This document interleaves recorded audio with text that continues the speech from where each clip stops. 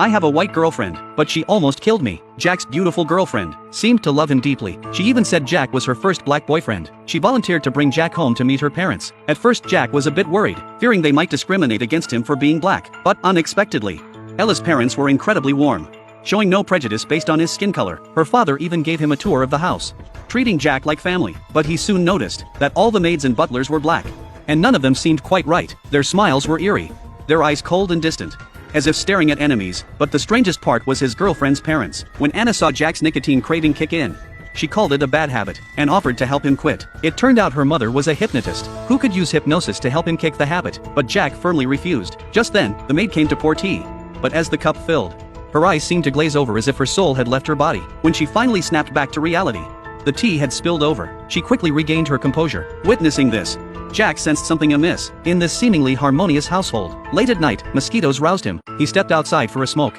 only to catch a figure dashing toward him. The male servant. He closed in rapidly, then vanished into the darkness. Jack froze in confusion, turning back.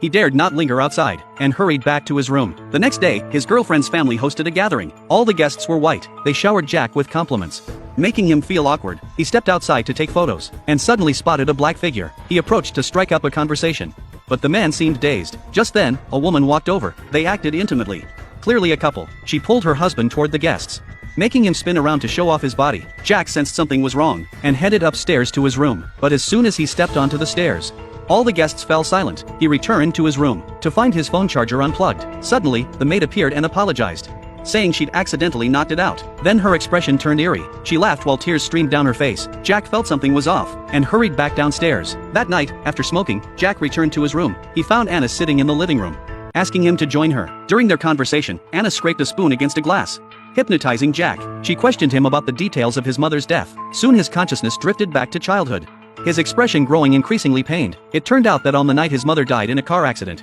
Jack had been watching TV at home. He noticed his mother hadn't returned on time, but he didn't call the police immediately. It wasn't until the next day that he discovered her body. He believed he had caused his mother's death. Under Anna's persistent hypnosis, he finally broke down mentally. His entire body became paralyzed, sank into the floor. His consciousness plunged into darkness, almost completely separating from his body. No matter how he struggled, he couldn't return to reality. Suddenly, he jolted awake in bed. It had all been just a nightmare.